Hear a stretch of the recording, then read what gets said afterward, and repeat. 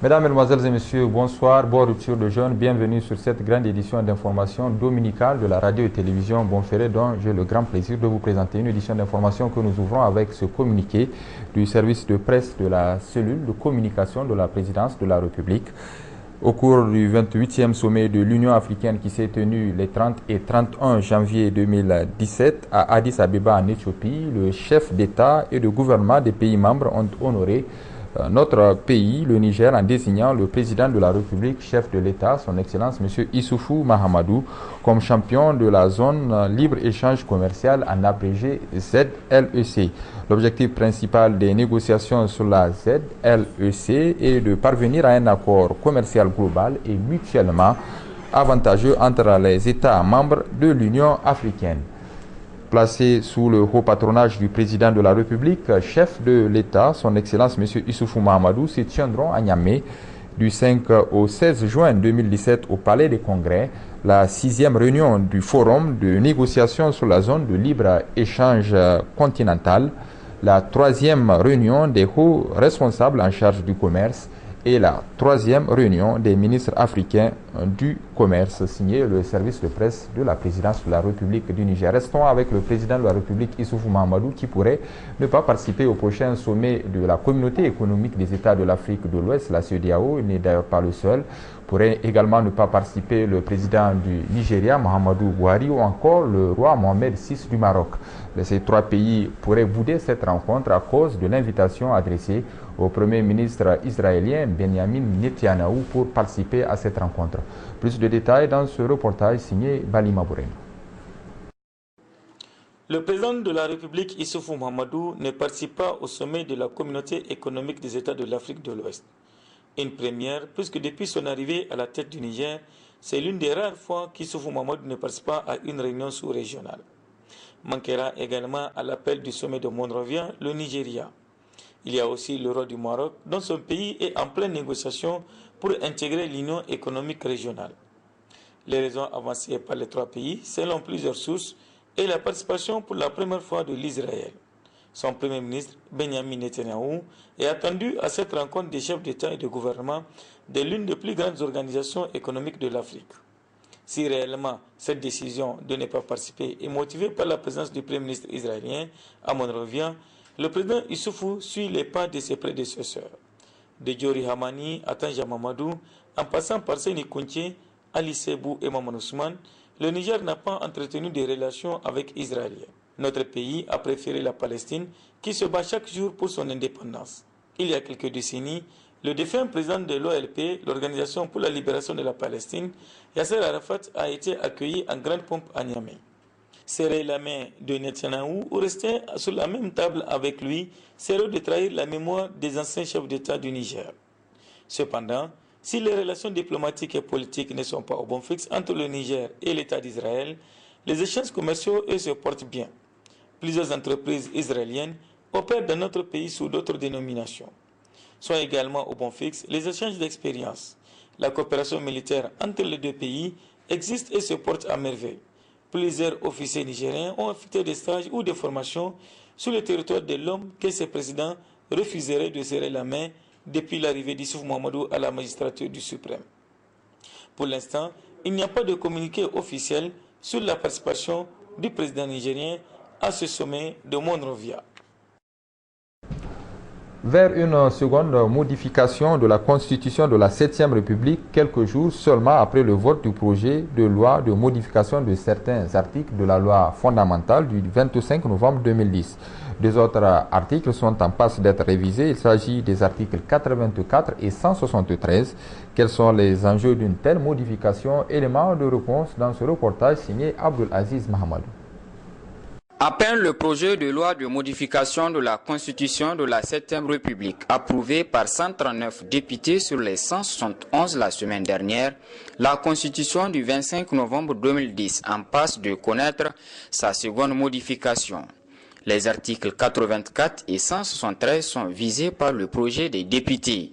L'article 84 stipule que les députés sont élus au suffrage universel, libre, direct, égal et secret. Sont éligibles à l'Assemblée nationale les Nigériens des deux sexes âgés de 21 ans au moins et jouissant de leurs droits civils et politiques. Les listes des partis politiques, des groupements des partis politiques ainsi que celles des candidats indépendants doivent obligatoirement compter au moins 75% des candidats titulaires au moins du BPC ou de son équivalent et 25% ou plus de ceux qui ne remplissent pas cette condition. Dans ce quota, les circonscriptions spéciales sont intégrées dans les régions dont elles relèvent. Une loi organique fixe le nombre des membres de l'Assemblée nationale, l'indemnité des députés et les avantages, leurs conditions d'éligibilité, le régime des inéligibilités et des incompatibilités, les modalités du scrutin ainsi que les conditions dans lesquelles il y a lieu d'organiser de nouvelles élections en cas de vacance du siège de député. Je ne vois pas l'opportunité de réviser ces articles-là. La première révision, on l'a dit, ça procède d'une nécessité technique. Vraiment de le faire, ça n'a aucun enjeu politique. Mais pour le cas de ces révisions-là, ça a un enjeu politique. Et le premier enjeu politique, pour l'article 84, en réalité, c'est que vous savez qu'il y a des élections partielles qui doivent être organisées dans la région de Maradi. Et en matière d'élections législatives, la circonscription électorale, c'est la région. Et il y a des réticences, les gens pensent que c'est trop coûteux pour faire des élections pour pouvoir à un seul siège de député, donc du département de Tessawa. D'autres avaient même proposé qu'on revienne sur la liste du PNDS Tarea, donc présenté lors des dernières élections de mars 2016, et maintenant de prendre un autre nom, donc un député titulaire et un suppléant qui vient sur la liste. D'autres avaient, en tout cas, il y avait eu toutes les arguties, en tout cas juridiques, que les gens avaient pensé facile de proposer, alors que le droit, c'est une science qui s'apprend dans des facultés de droit. Il ne suffit pas de penser, de lire le texte de droit et penser pouvoir l'interpréter comme on veut. L'article 173, en passe d'être révisé, lui, prévoit que l'initiative de la révision de la Constitution appartient concurremment au président de la République et aux membres de l'Assemblée nationale. Le constitutionnaliste Amadou Hassan Boubacar évoque ici les enjeux d'une telle modification. Je pense que c'est extrêmement grave, effectivement, lorsque, quand des gens se permettent d'interpréter la Constitution telle qu'ils l'entendent et que ça donne lieu justement à une révision de la Constitution, c'est extrêmement grave pour notre pays parce que ça risque de telles révisions opportunistes, justement, risquent de déconsolider la démocratie et la stabilité institutionnelle. Parce que la Constitution, c'est quand même la loi fondamentale de notre pays qui ne doit pas être révisée à tout bout de champ. Et c'est pour ça, dans tous les États démocratiques, on a mis en place un certain nombre de verrous, en tout cas par rapport à la procédure de la révision. La proposition de loi, que ce soit de loi ordinaire ou de loi de révision constitutionnelle, lorsqu'elle émane du Parlement, qui est quand même le deuxième pouvoir dans un État donc démocratique, conformément au principe de la séparation de pouvoir. Et maintenant, on a appelé projet de loi ou projet de loi ordinaire ou projet de loi de révision constitutionnelle, tout ce qui émane du gouvernement, donc de l'exécutif de façon générale. Pour le constitutionnaliste Amadou Hassan Boubacar, cette modification des deux articles de la Constitution, à savoir les articles 84 et 173, est déconsolidante pour la démocratie nigérienne, raison pour laquelle il invite la Cour constitutionnelle à plus de vigilance afin d'éviter de rendre la Constitution du Niger moins réaliste et réelle. Parlons à présent du mois béni de Ramadan avec l'entame à partir du mardi de la deuxième décade de ce mois béni. Une deuxième décade dite celle du pardon. Des actions méritoires sont conseillées pour les fidèles musulmans. Le reportage de Suleiman Ousmane.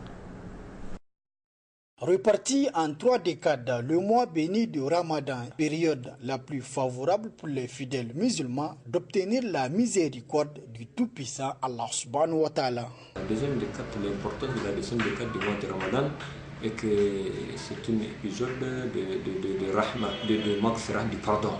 Parce que le prophète sallallahu alayhi wa sallam nous a dit ce mois béni de Ramadan est un mois dont le premier est un pitié, le second est un pardon et la troisième être comme une nar et la liberté de l'enfer.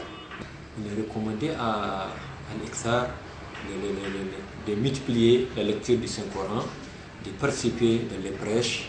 Si tu peux prêcher, d'écouter et multiplier aussi les bienfaisances sadakat et ainsi de suite. Pendant cette deuxième période, il est recommandé aux musulmans de redoubler ses efforts afin de multiplier les actes d'adoration à l'image des pratiques surrogatoires comme prière, invocation et bien d'autres.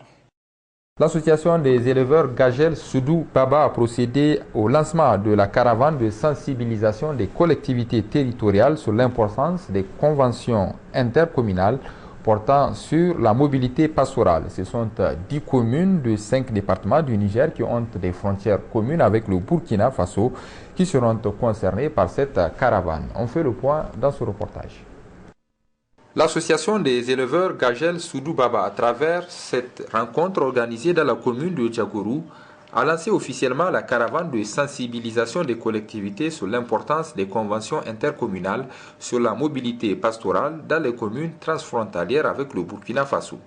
Financée par le projet régional d'appui au pastoralisme au Sahel PRAPS, la caravane vise plusieurs objectifs, soulignés ici par le maire de la commune rurale de Djagourou à l'ouverture de la rencontre. La caravane d'aujourd'hui a pour objectif principal la sensibilisation des collectivités sur l'importance des conventions intercommunales sur la mobilité pastorale et de manière spécifique, premièrement, elle contribue à la prévention et à la gestion des non-violentes de conflits autour des ressources pastorales partagées pour une meilleure implantation des infrastructures du programme régional d'appui au pastoralisme au Sahel, PRAPS.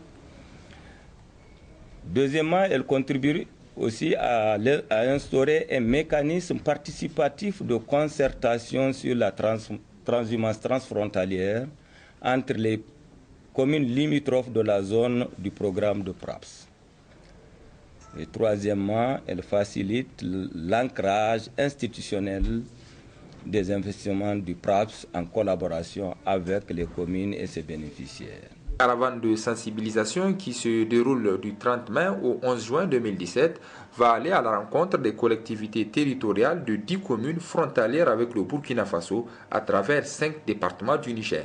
J'invite donc tous les acteurs ici présents, les élus locaux, services techniques, chefs traditionnels, éleveurs, agriculteurs, à être très attentifs aux interventions qui seront faites et faire des recommandations pertinentes. Gagel Soudou Baba veut à travers cette caravane assurer une mobilité sans risque aux éleveurs et à leur bétail qui sont souvent objets de violence durant la transhumance. Ce sera tout pour cette grande édition d'information dominicale de la radio et télévision Bonferré. Nos pensées vont à l'endroit de notre camarade, collègue et frère de la rédaction Baba Alpha, incarcéré à la prison civile de Niamey depuis plus de 60 jours aujourd'hui, poursuivi dans une affaire dite de faux et usage de faux en écriture relativement à ces pièces d'état civil. Baba Alpha, nous ne t'oublions pas.